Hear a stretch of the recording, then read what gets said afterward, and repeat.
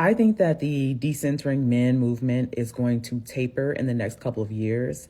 And I'm speaking as one of the people who was the first creators to talk about it, to discuss it, to put it out in the world, what this topic is and how to do it.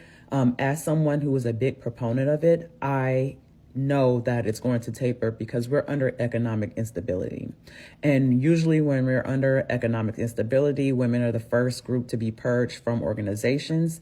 And when they are purged, they go back to what they know, and that's attaching themselves to men so that they can have some financial and fiscal stability.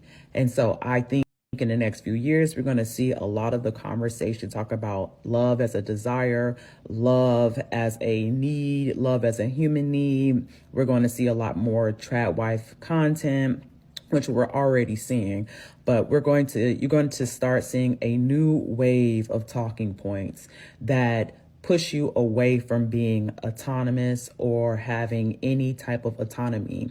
And it's going to be done under the guise of romance and romantic love. So you're mad that traditional wives are going to be making more content about how to keep a man, or just have couples content, love content. It's going to be more of that instead of the independent type of content that you mad about that?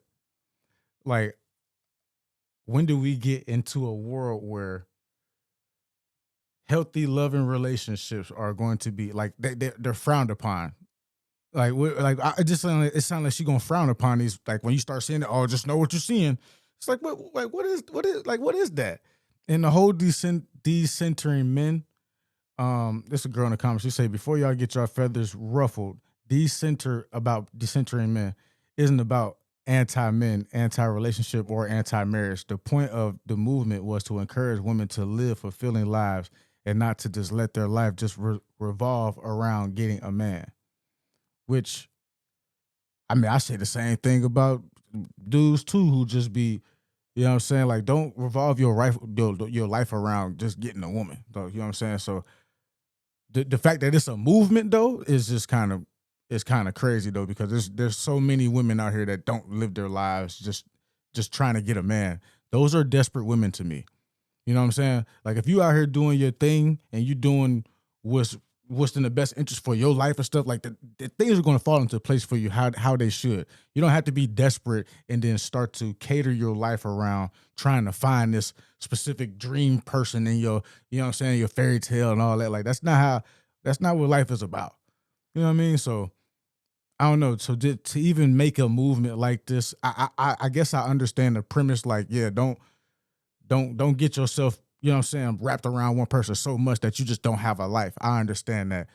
To make it a movement and then to like now be like seem like you kind of like against, not, I don't want to say you're against the romance, but it seemed like you kind of against the romance because the content that you were making, that you were the first creator to put out here, is going to die out.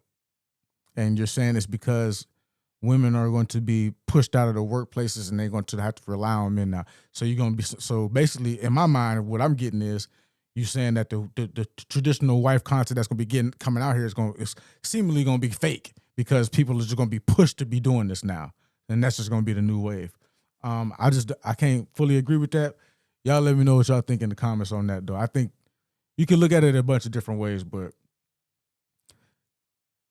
nothing is wrong with traditional wife content and, you know what I'm saying, stuff like that. It kind of just seemed like she tried to make it like it's going to be a problem or something is wrong with that. Let me know what you think in the comments.